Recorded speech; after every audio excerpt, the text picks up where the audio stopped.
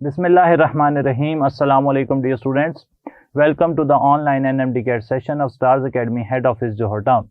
Today we are going to start atomic structure, and the first topic we are going to discuss is the discovery and properties of positive rays. Positive raise का जो concept है उसे समझने के लिए हमें discharge tube का concept होना चाहिए।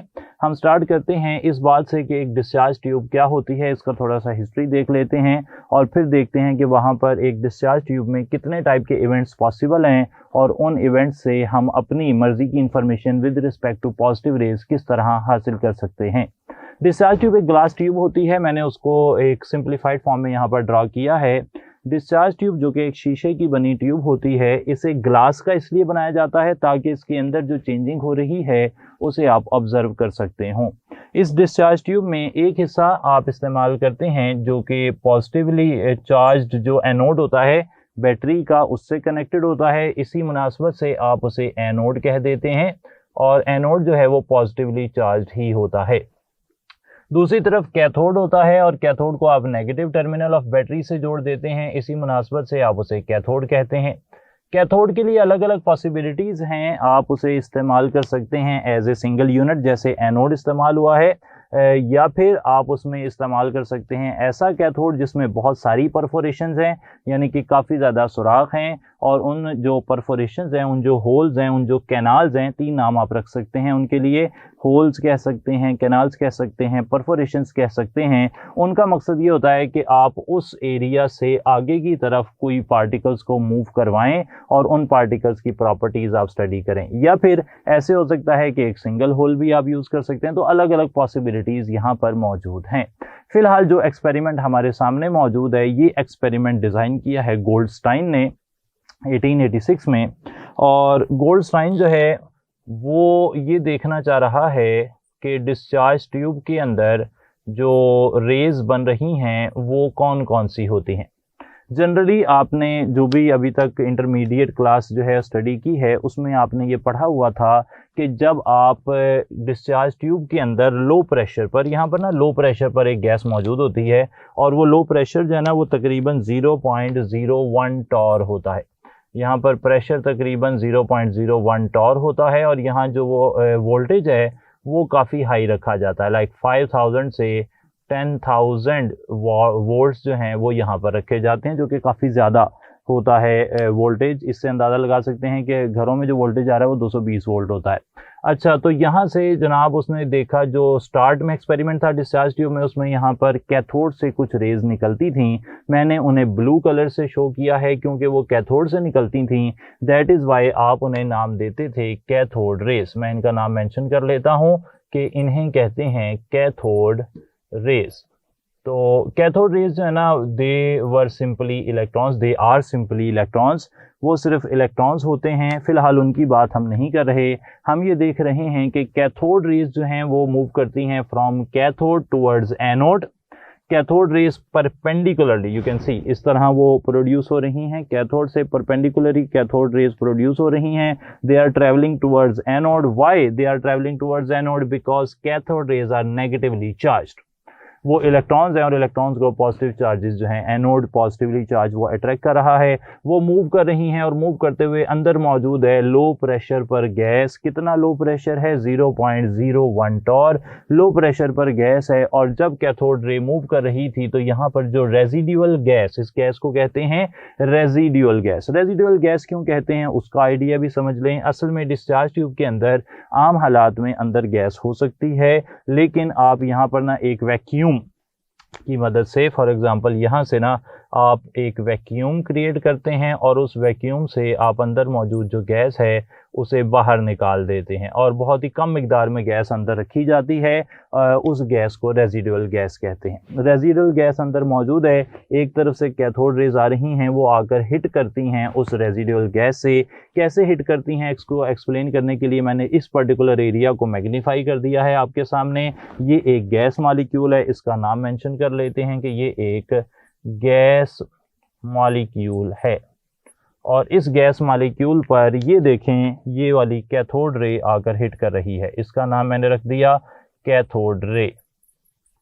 तो कैथोड रे जब आकर गैस मॉलिक्यूल से हिट करती है तो गैस मॉलिक्यूल के पास इलेक्ट्रॉन्स होते हैं, उनमें से जिस भी इलेक्ट्रॉन के साथ ये टकराएगी तो cathode rays are fast moving electrons, वो इस इलेक्ट्रॉन को हिट करके इसे इजेक्ट कर देंगे और ख़ुद भी परे चले जाएंगे। इस तरीके से इस गैस मॉलिक्यूल के पास पहले इलेक्ट्रॉन्स और प्रोटॉन्स बैलेंस्ड फॉर्म में थे, ये न्यूट्रल था, लेकिन जब इसके इलेक्ट्रॉन रिमूव होंगे तो इस पर आ जाएगा पॉजिटिव चार्ज, यानी कि इसके पास जो प्रोटॉन हैं वो हो जाएंगे ज़्यादा और इलेक्ट्रॉन हो जाएंगे कम।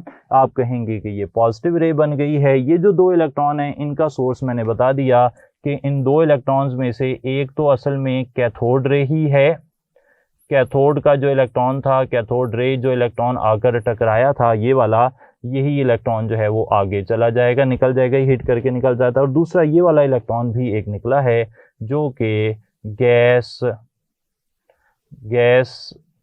इलेक्ट्रॉन है। एक इलेक्ट्रॉन गैस से आ जाता है और कैथोड रे वाला इलेक्ट्रॉन तो मौजूद ही है। इस तरह पॉजिटिव रे बनती है। अब क्योंकि इस पर पॉजिटिव चार्ज ज़्यादा है तो it will start travelling towards the cathode, ये कैथोड की तरफ मूव करना शुरू कर देगा। अब ये कैथोड की तरफ मूव कर रहा है, इस एरिया को आप गौर से देखें, कैथोड की तरफ मूव कर रहे हैं। कैथोड सॉलिड है लेकिन उसमें थोड़ी सी परफोरेशन है, सॉलिड है लेकिन थोड़ी सी परफोरेशन है, इस तरह आप इमेजिन कर सकते हैं। अब वो जाकर कैथोड पर जहां पर हिट करता है, देखें ज़रा, कैथोड पर जहां पर हिट करता है, जहां पर कैथोड की सॉलिड सरफेस है वहां पर तो वो ट्रैवल नहीं कर सकता आगे, वो तो जाके हिट कर जाएगा और रुक जाएगा। लेकिन अगर वो परफोरेशंस में से निकलेगा तो वो आगे चली जाएंगी, पॉजिटिव रेज आगे चली जाएंगी। पीछे की साइड पर यहां पर हमने रखी हुई है जिंक सल्फाइड की स्क्रीन, और ये ना बेसिकली एक फ्लोरिसेंट स्क्रीन होती है, तो फ्लोरिसेंट स्क्रीन है। और यहाँ पर जब पॉजिटिव रेज जाकर हिट करती हैं तो यहाँ पे ग्लो पैदा होता है और उस ग्लो से आप आइडेंटिफाई कर लेते हैं कि आपके पास पॉजिटिव रेज जो हैं वो बन रही हैं, यानी कि कोई रेज यहाँ पर आकर ट्रैवल कर रही हैं। इन पॉजिटिव रेज की प्रॉपर्टीज़ की अगर मैं बात करता हूँ तो पॉजिटिव रेज की प्रॉपर्टीज़ आप इस तरह देख सकते हैं कि ये पॉजिटिव रेज सबसे पहले दे आर पॉजिटिवली चार्ज्ड, ये तो पक्की बात है, ये पॉजिटिवली चार्ज्ड होती हैं। दूसरी बात, they are ionised gaseous molecules, ये गैस के मॉलिक्यूल्स हैं जो कि आयोनाइज्ड फॉर्म में आपके पास आ गए हैं। जो भी अंदर गैस थी उसका जो इलेक्ट्रॉन है वो जब निकलेगा तो जो बाकी बच जाएगा वो आयोनाइज्ड गैसियस मॉलिक्यूल हो सकता है, आयोनाइज्ड गैसियस स्पीशी हो सकता है। आप मॉलिक्यूल की जगह अगर आप लिखना चाह रहे हों तो आप गैसियस स्पीशी कह सकते हैं, क्योंकि जो मॉलिक्यूल है वो तो एक स्पेसिफिक टर्म होती है, लाइक हाइड्रोजन का मॉलिक्यूल हो सकता है, हीलियम का मॉलिक्यूल हो सकता है, लेकिन स्पीशी जनरल टर्म है। जैसे कि हम अभी कंपेयर करेंगे तो कार्बन का भी हम जो है वो यहाँ पर कंपेयर कर लेंगे कि उसकी चार्ज, उसकी जो पॉजिटिव रे है उसके क्या हालात हैं। तो गैसियस स्पीशी जो है वो ज़्यादा अप्रोप्रिएट टर्म है। गैसियस मॉलिक्यूल में मसला कोई नहीं है, लेकिन हम ज़्यादा साइंटिफिक बात अगर करें तो जो स्पीशी वर्ड है वो ज़्यादा साइंटिफिक है। अच्छा, पॉजिटिवली चार्ज स्पीशीज़ हैं जो कि आयोनाइज्ड गैसेज हैं, आयोनाइज्ड गैसियस स्पीशीज़ हैं। अब ये जो आयोनाइज्ड स्पीशीज़ हैं इनके अंदर मैं दो हिस्सों में अगर डिवाइड करूं कि इनकी नेचर जो है वो किन चीज़ों पर डिपेंड नहीं करती और किन चीज़ों पर डिपेंड करती है। नेचर इज इंडिपेंडेंट ऑफ और नेचर डिपेंड्स अपॉन। तो कुछ चीज़ों पर नेचर डिपेंड करेगी, कुछ पर डिपेंड नहीं करेगी। जिन पर डिपेंड नहीं करती मैं वो पहले मेंशन कर लेता हूँ।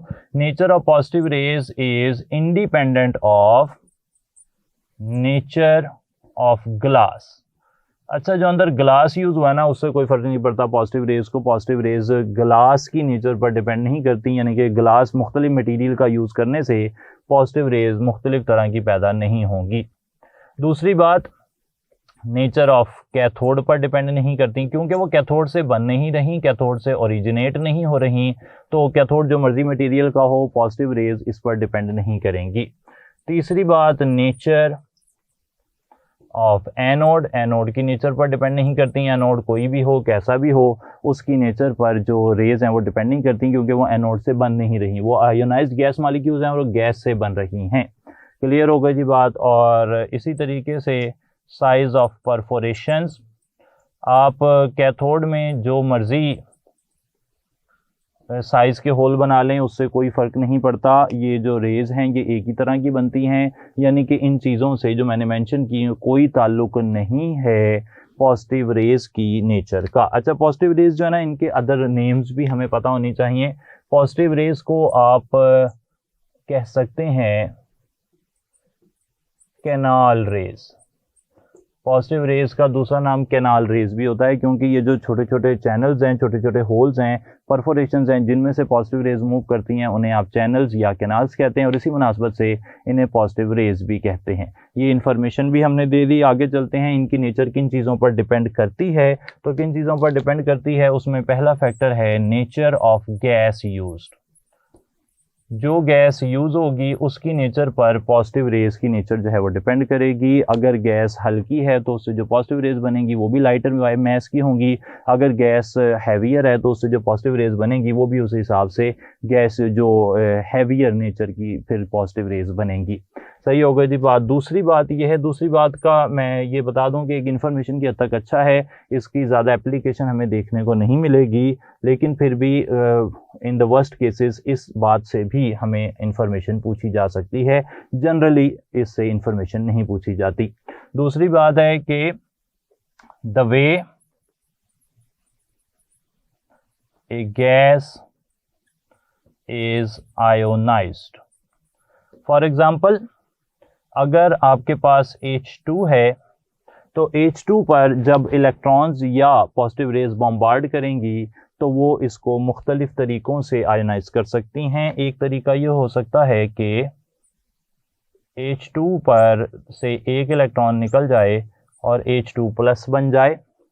एक और तरीका ये हो सकता है कि H2 पहले स्टेप में टूट जाए और टूट कर वो H बना दे और H के ऊपर पॉजिटिव आ जाए। अब ये दो रास्ते यहाँ पर हो सकते हैं। इन दो रास्तों से अंदाज़ा हमें क्या हो रहा है कि यहाँ से जो पॉजिटिव रेज़ बन रही हैं वो डिपेंड कर रही हैं कि आयोनाइजेशन ऑफ गैस कैसे हो रही है। क्या मॉलिक्यूल इंटैक्ट फॉर्म में ही आयोनाइज हो रहा है या वो टूट कर फिर आयोनाइज हो रहा है, तो इस बात पर भी पॉजिटिव रेज़ की आयोनाइजेशन डिपेंड करती है। ये सारी बातें हो गई जिन पर नेचर डिपेंड करती है या नहीं करती। फर्दर अब मैं कुछ एक्स्ट्रा इन्फॉर्मेशन आपसे शेयर कर रहा हूँ। ये इन्फॉर्मेशन जो है वो हमारे लिए अहम हो सकती है।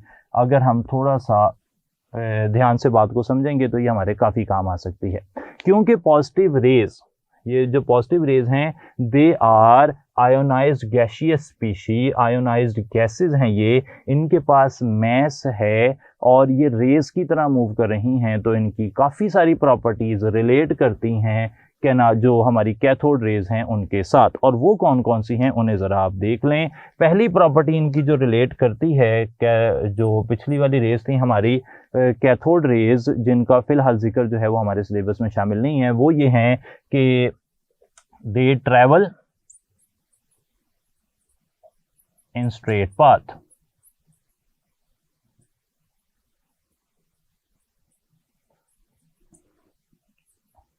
Cast shadow of opaque object. अगर इनके रास्ते में कोई ऐसी चीज़ होगी जिसमें से रोशनी नहीं गुजर सकती तो ये उसका साया बना देंगी। They can move a small paddle wheel. इसके अलावा they are deflected towards negative plate. ये सारी भी इनकी प्रॉपर्टीज़ में शामिल हैं। और इसी तरीके से डिफ्लेक्टेड बाय मैग्नेटिक फील्ड, ये मैग्नेटिक फील्ड का भी इन पर असर पड़ता है और इलेक्ट्रिक फील्ड का भी इन पर असर पड़ता है। ये सारी इन्फॉर्मेशन जानने के बाद अब मैं आपसे जिक्र कर रहा हूँ कुछ MCQs के, और उन MCQs को मैं एक्सप्लेन करता जाऊँगा विद रिस्पेक्ट टू नेचर जिस पर ये डिपेंड कर रही हैं। फॉर एग्जांपल, एक क्वेश्चन अगर इस तरह लिखा जाए कि which statement is not true for positive rays. Options बना रहे हैं, they are positively charged,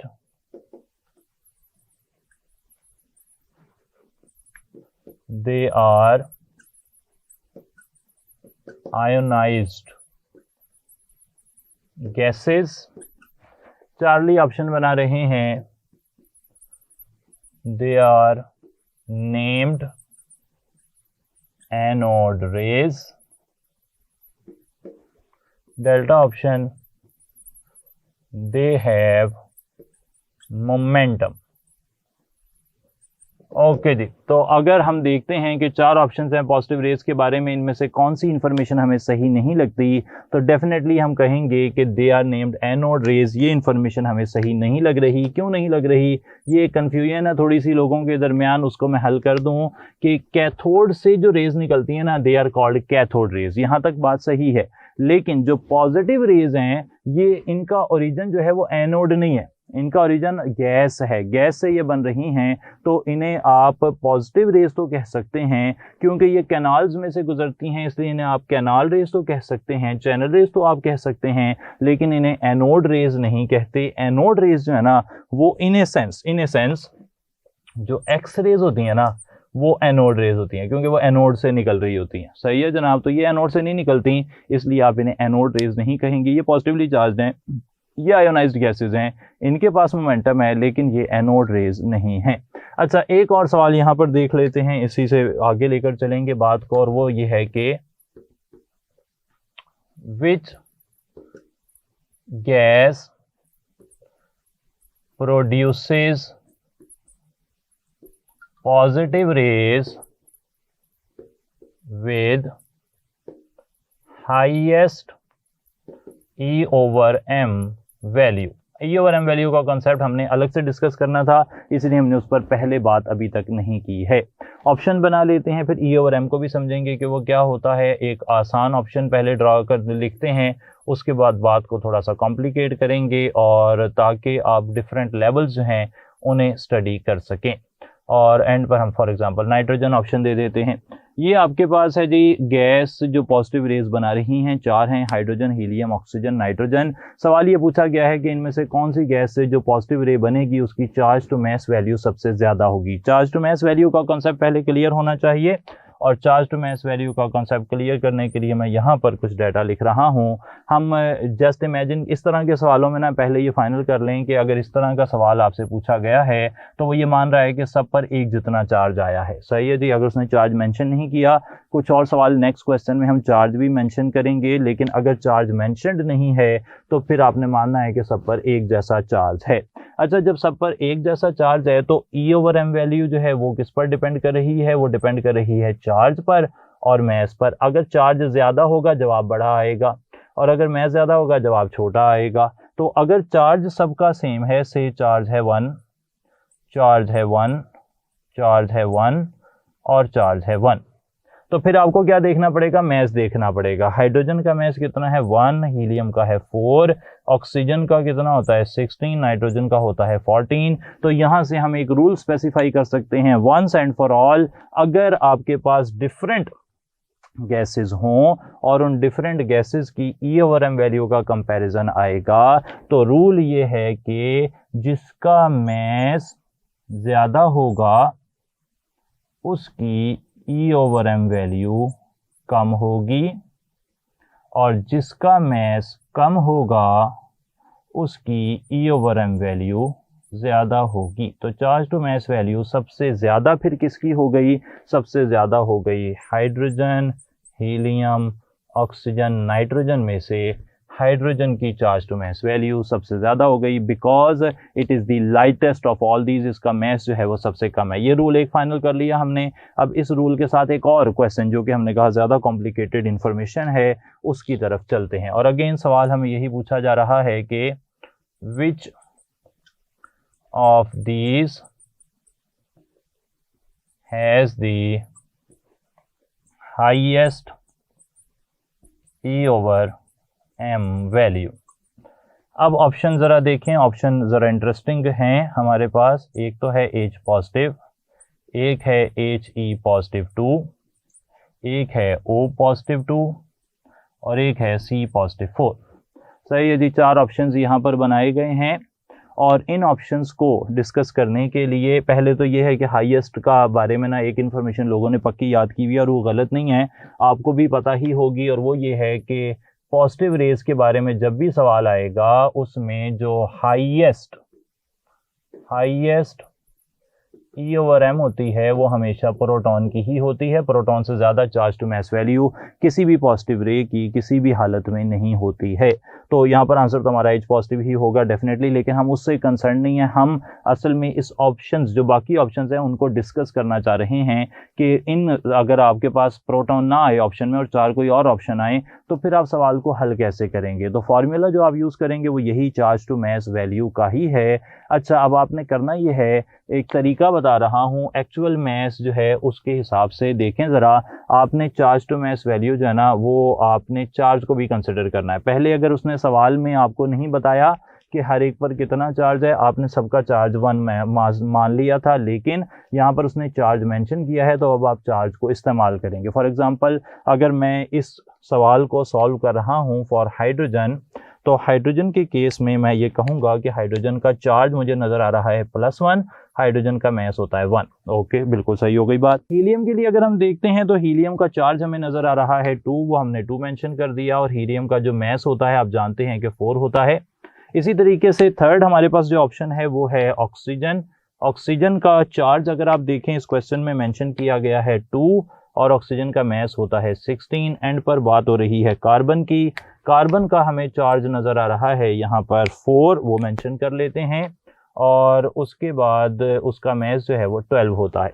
अब ज़रा ऑप्शंस हल कर लेते हैं। वैसे तो यहाँ पर क्लियर हो गया है कि हाइड्रोजन की चार्ज टू मास वैल्यू सबसे ज़्यादा है, ये तो बात सही हो गई। लेकिन अगर हमें रिलेट करना हो कि रेलेवेंट जो एक दूसरे के रिलेशन में किसकी चार्ज टू मास वैल्यू सबसे ज़्यादा है और किसकी सबसे कम है, तो यहाँ पर जो हाईएस्ट आंसर आ रहा है, सबसे बड़ा आंसर आ रहा है, वो हाइड्रोजन का आ रहा है, उसकी वैल्यू सबसे ज़्यादा आ रही है।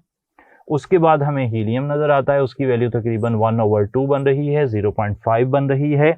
आप ये रेशो भी देख सकते हैं, हीलियम 0.5 और हाइड्रोजन 1 आ रही है। ये वाली वैल्यू देखते हैं तो इसका आंसर तकरीबन आता है 0.125, ये आंसर आ जाता है। और ये वाला आंसर देखें तो 1/3 जिसे कहते हैं 0.33। इसे मैं मेंशन कर लेता हूँ कि हाइड्रोजन की चार्ज टू मास वैल्यू 1 और हीलियम की उसके मुकाबले में 0.5, और हीलियम के बाद आ रही है वैल्यू तीसरे नंबर पर कार्बन की और वो आ रही है 0.33, और आखिर में ऑक्सीजन की वैल्यू आ रही है 0.125। सही हो गई थी बात। तो ये वैल्यूज़ हमें यहाँ पर देखने को मिल रही हैं बिल तरतीब H+, He+2, कार्बन +4 और ऑक्सीजन +2 की। आपको इस तरह भी सवाल आ सकता है जैसे मैंने पूछा, या फिर रिलेशन भी आ सकते हैं कि हाइड्रोजन प्लस और हीलियम +2 की ratio charge to mass value की क्या है, तो वो 2:1 आ जाएगी, या फिर कार्बन की वैल्यू या ऑक्सीजन की वैल्यू, इस तरह के मुख्तलिफ सवाल आपको पूछे जा सकते हैं। This was all about discovery of positive rays and tomorrow we will discuss Planck's quantum theory and Bohr's atomic model. Thank you so much. अस्सलाम वालेकुम।